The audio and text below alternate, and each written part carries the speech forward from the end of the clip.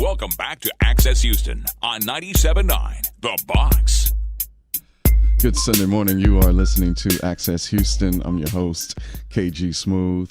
Welcoming back, because he's been on the program before. It's just been many years since I've seen yes, sir. This man, and we've had a conversation. Ladies and gentlemen, one of Houston's market icons, a community activist who was on the front lines making the change. Welcoming back, Brother Deric Mohummad, activist Deric Mohummad. Peace and blessings, my brother. How are you, bro? I'm doing well, brother. Better than I deserve. Hey, you're moving. You're making moves. Yes, thank you. And being an agent of change in this city. Thank you, brother. To God be the glory. Yes, indeed. Before we get into the summit, is the reason why you're here, the Smarten Up Black Male Summit. So much has gone on since the last time we have spoken. Wow. Yes, sir. mean, from the countless numbers of unarmed black men being shot to the collapse of the education system. Yes, sir. To the incredible gentrification that is happening in Houston's historic neighborhoods, historic black neighborhoods. Right. I mean, I can go on and on and on. How you feeling right now? Like, what do you feel like the state of Houston is? I feel like the state of Houston it reminds me of a woman who is right at the 9th month in her pregnancy. Difficult time for her, a lot of pain, a lot of labor, but once the baby is delivered, she'll be able to look back, and the beauty of what she brings into the world will be so magnificent that it makes her to forget the pain. I think that we're on the cusp of change, but in order for us to go through with the process of change, we will have to first endure the pain. Some of the pain is natural, but some of the pain, Brother KG, is self-induced in that we have not figured out how critical our unity is in a time like this. Come on, bro. And once we figure that out, I believe that it will lessen the pain, and we'll lock arms and continue to push to forge a way for a completely new day for our children. So as bleak as things may seem right now, I am very optimistic. And I'm the type of person that I could look to my left and see a ton of negativity, but then look to my right and see a half an ounce of positivity. And knowing that even though it's only a half an ounce of positivity always gains the victory over negativity, no matter how it may look. And I think that's the mindset that we as a people must have right now. We cannot allow ourselves to be mentally and spiritually worn out by the negative headlines, the negative stereotypes, and the propaganda. We got to stick our chest out. We got to hold our head up. And everybody who has a role to play in our liberation, and that means everybody, because everybody has a role to play. Yeah. Get busy playing your role and watch how things come together. I am behind that. I am with that all the way. I purposely use this platform for those reasons. Yes, you do. I purposely use this platform yes, you do. To make us more aware. This is your role. This is your role. And one of the mistakes that we make in the community is when we see someone playing another role because it's not the role that we play, then we tend to point them out as if though they're not doing anything or not doing enough. No, that brother, that sister is playing their role. Focus on yours. Yeah.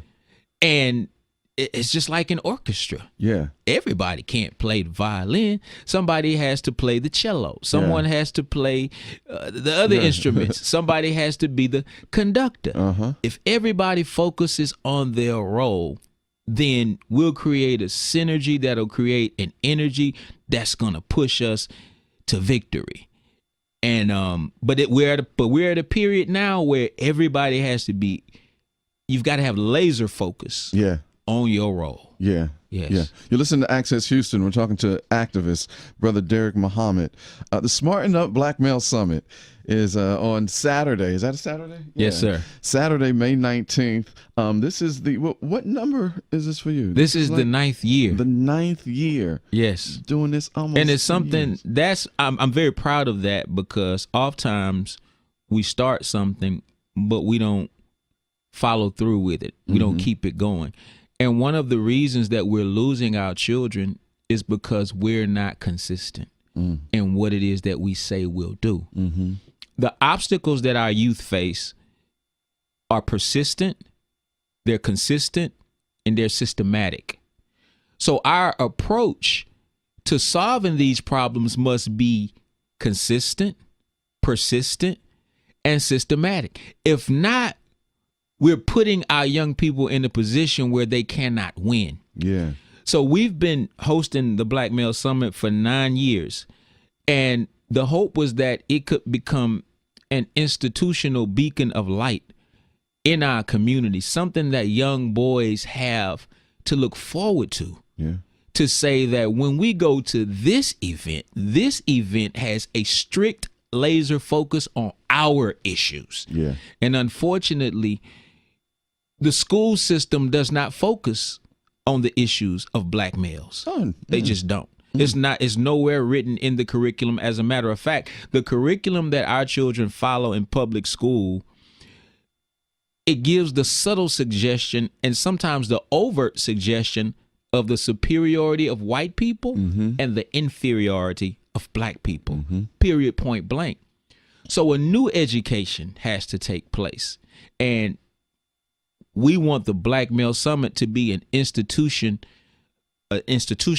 event that represents that new education.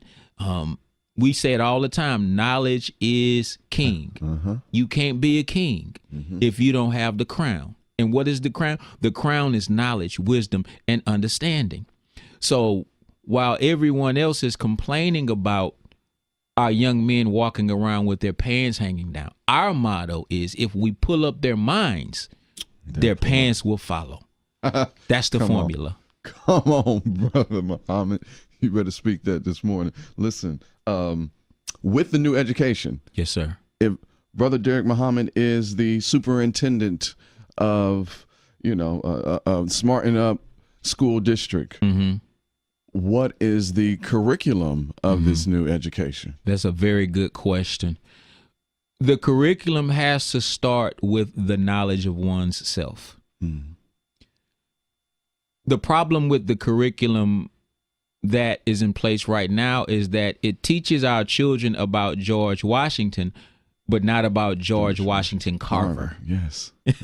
You understand what I'm saying?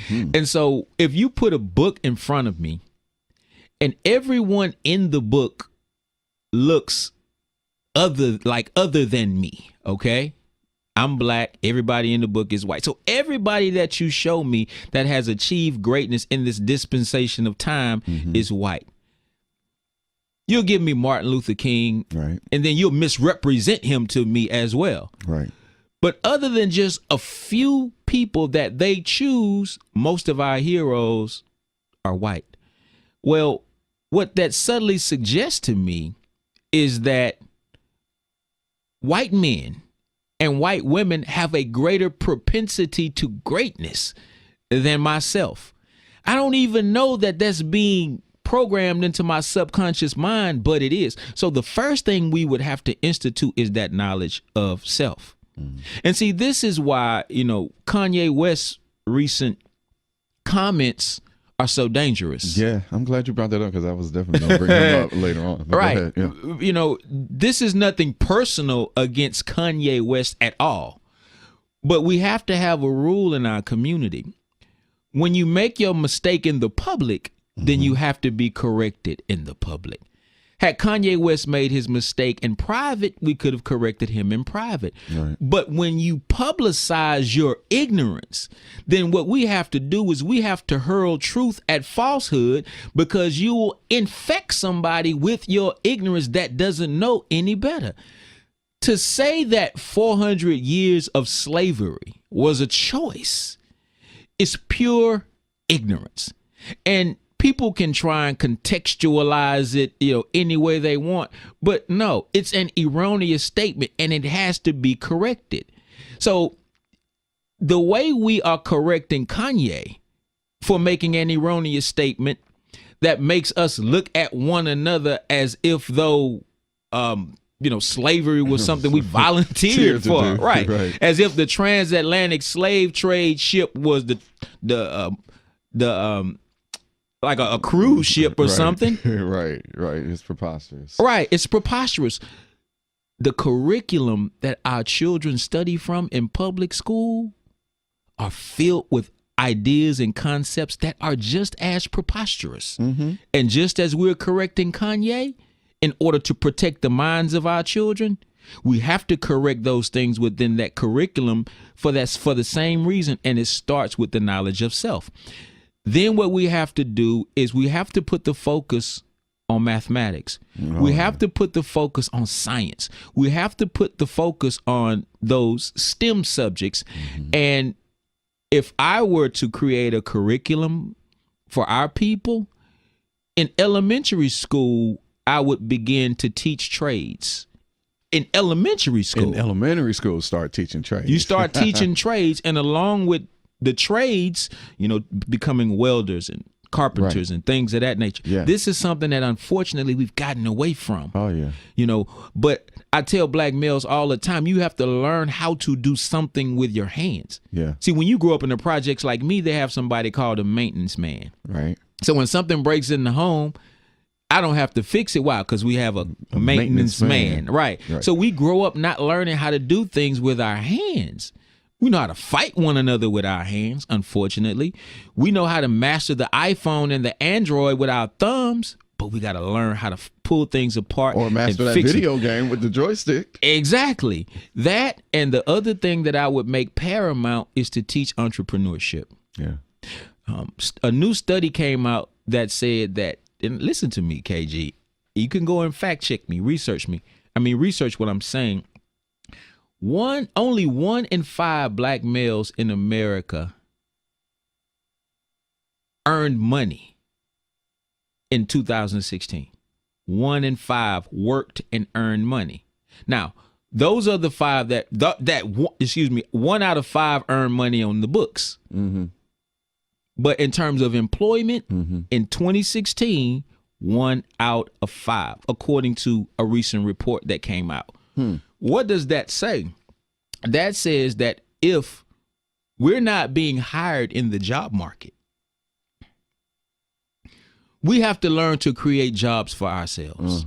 Wait a minute. You just clicked something in my head. So that is probably why Trump is taunting that black unemployment is the lowest that it's ever been. Well, 2016 was when Obama was still in there.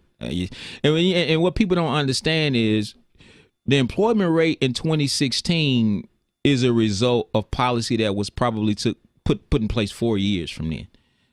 4 years ago. Right.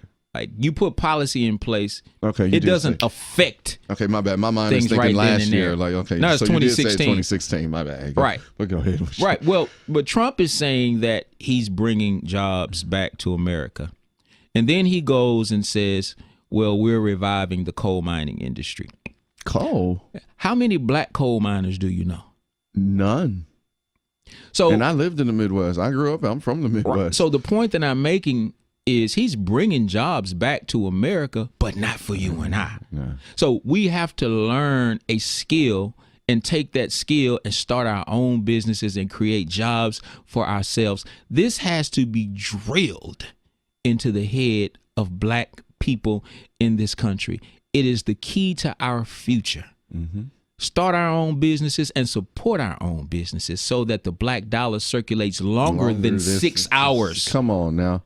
Because I tell you, I'm I'm so black. I'm blacked out. Like everything. Yes, sir. No, I really am. No, I believe people, they'd be like, dang, you really are about that life. Yes, I bank black. I bank at Unity. Unity is my primary bank. I don't have nothing else. I mean, I got my business PayPal joint, but that's it. But, you know, I bank black at Unity. My doctor is black. My dentist is black. My mechanic is black. You know, everybody's black. My optometrist is black. Everybody's black. I'm really about that life. And it's not that hard, is it, KG? No, it's not. It's not. Especially when you live in a city like Houston, where you could find somebody black selling just about anything. But it takes a concerted effort. It takes a quote unquote woke mentality that says everybody is supporting their own. Latino brothers and sisters are supporting their own. Yeah. They don't have to apologize for that. Jewish people support Jewish people. White people been supporting white people for 6,000 years. They make no bones about that.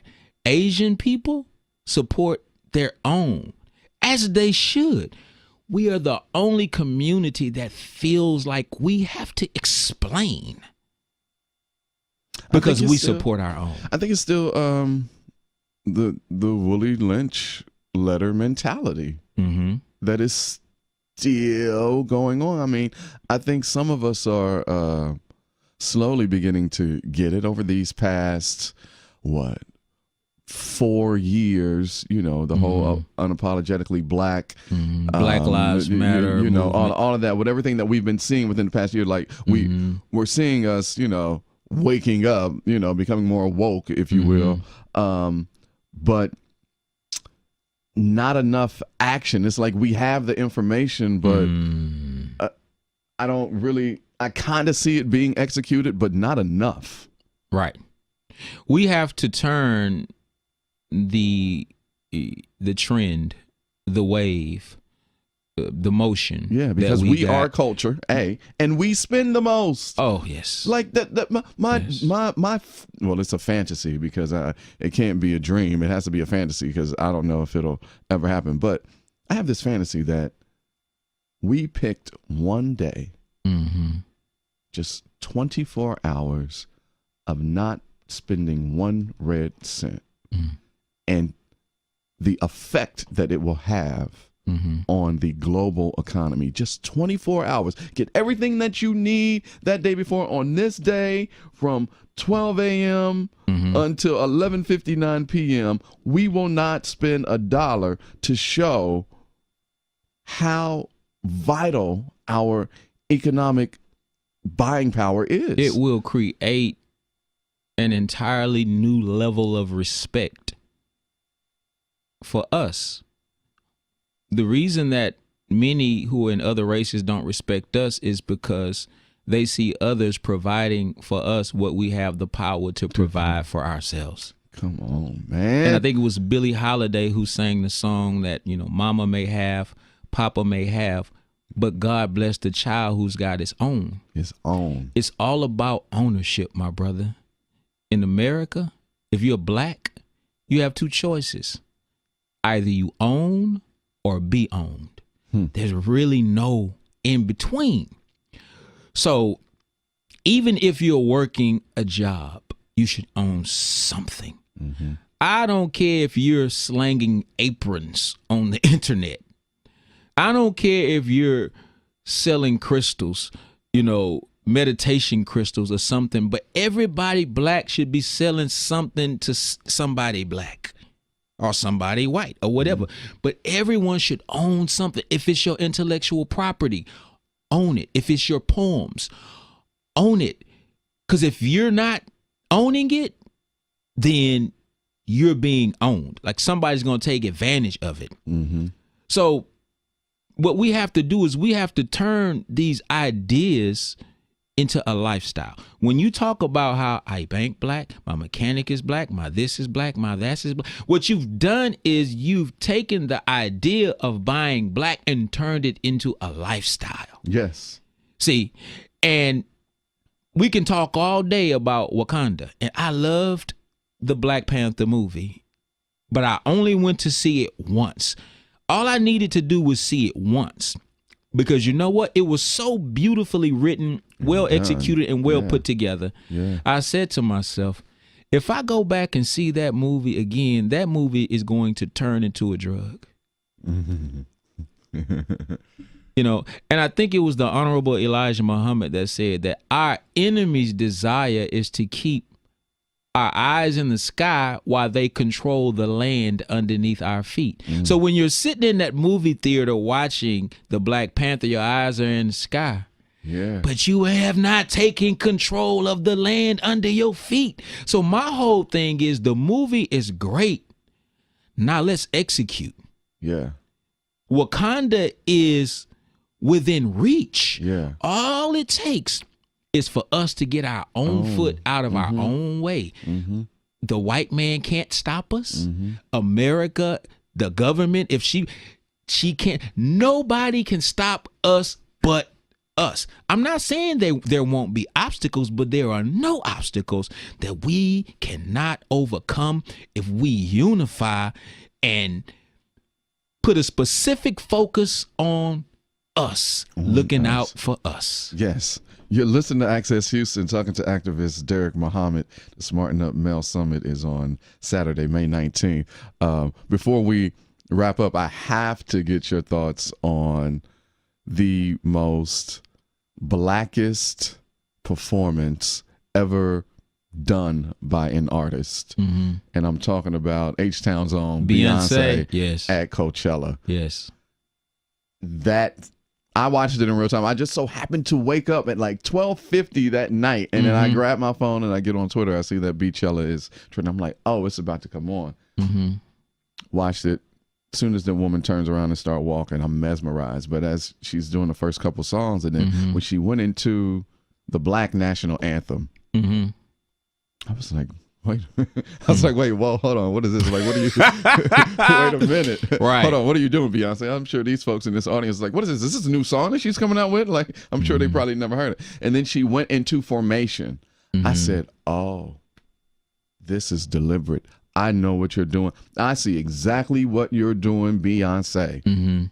And she did that. There were so many messages in that performance. It was a political message. It was the just the whole HBCU homecoming, you know, just blacks in the South culture. It was so black. And I'm looking at the audience and I'm just like, they don't deserve this performance. But the message that she sent, like, that was bigger than her. And for her to do that, it was just so, I'm sure HBCU enrollment is going to go up 500%. Absolutely. Because she did that. Absolutely.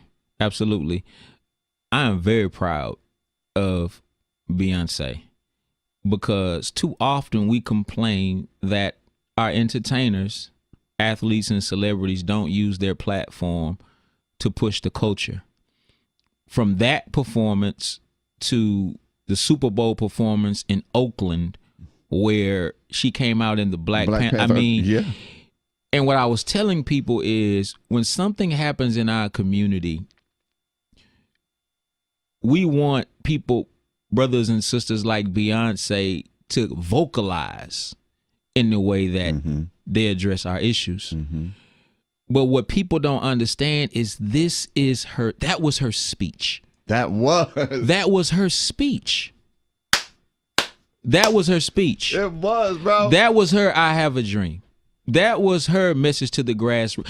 That was a defining speech. And you have to understand that not every entertainer is an articulate speaker. Yes. Not that Beyonce isn't. She probably is. But I love the fact that she uses the biggest platform that she has. At the widest music festival in the world. 100%. On the world stage. 100%. And she addressed many issues through her performance. And listen, KG, and I hope your listening audience gets this. It goes back to what we discussed earlier in the conversation. Everybody has their role. Yeah. Everybody has their role. And I feel like Beyonce played her role perfectly. And that was so calculated.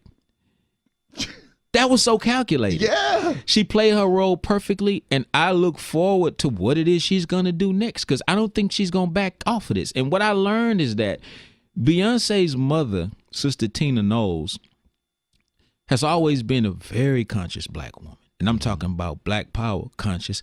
Shout out to her father, Matthew Knowles, too. Conscious brother as well.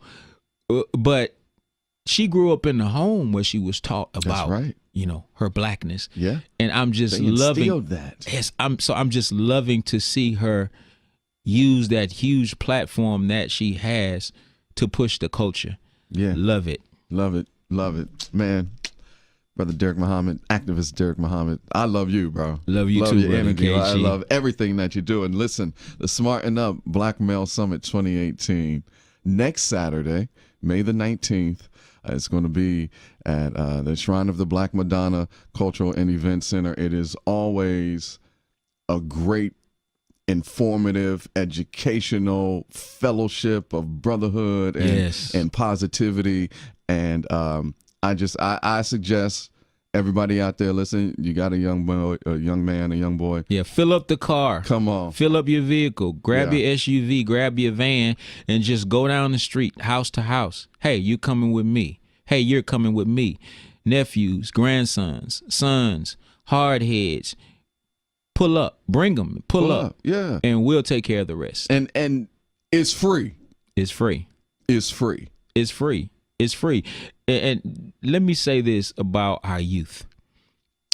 If we get so locked into the news reports, because every time you turn on the news, you see a black male in handcuffs, so on and so forth. For doing nothing. If we allow ourselves to be hypnotized by that, you'll think that every black male you see is on his way to do some kind of dirt.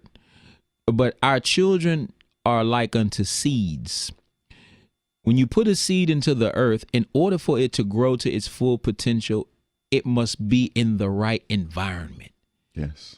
See, our boys are not bad seeds. It's just that most of them have not been placed in the environment where they can reach their full potential. You better talk about this, man. So at the Black Male Summit, that's a day where we show the community what that environment looks like.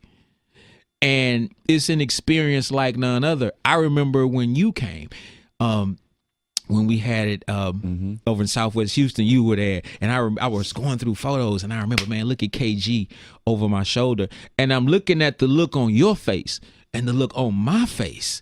And you could tell just by the looks on our faces that we were sharing in an experience that you just had to be there. Yeah, yeah. Some things you can't explain. Right. You just have to experience. Right. And the Black Male Summit is that experience. It yes, is sir. exactly that. So have that experience. Bring your young sons, your nephews, the knucklehead down the street. Bring them all to the Shrine of the Black Madonna next Saturday, May 19th for the Smarten Up Black Male Summit. Bro, we done talked for 30 minutes. Just like I knew that we would have this incredible conversation. Yes, sir. That's exactly what we did. Yeah, man. Yeah, man. Don't make it so long next time. No, sir. I'll be back sooner than you think. Man, I plan on wearing out my welcome this year. Come on, bro, because we got work to do. We do. Because like it's there. We're at the. I feel it. It's like the climax of the movie where things are about to turn, and I feel that we are there. We're witnessing the birth of a nation, man. It's gonna be tough. Yeah, but we're gonna get there. Well, change is never easy. No, it's not. It's never easy. And before the mother gives birth, at first, the head is up top and the foot is at the bottom. And at a certain point, there's a turn. Yeah. And the head that was once at the bottom now is at the top. And it forges the way to freedom. It's a picture of our liberation. And there are people who are deathly afraid of that, brother. Mm-hmm. They're afraid of because they know our power. Yes. They know how powerful we are here and just physically. And that's why they have oppressed us and kept us in bondage. It's a matter of us coming to years. the realization of how powerful we are. Come on. Now. Not how powerful I am, but how powerful we. Yes, sir. Love you, bro. Activist Deric Mohummad, I love you too, brother. Smarten Up Mel Summit, Saturday, May 19th at the Shrine of the Black Madonna Cultural and Event Center. Absolutely free. Family, we want to see you there, man. Brother Mohummad, thank you so much for coming through, man. Thanks for having me, KG. And thank you for listening to Access Houston.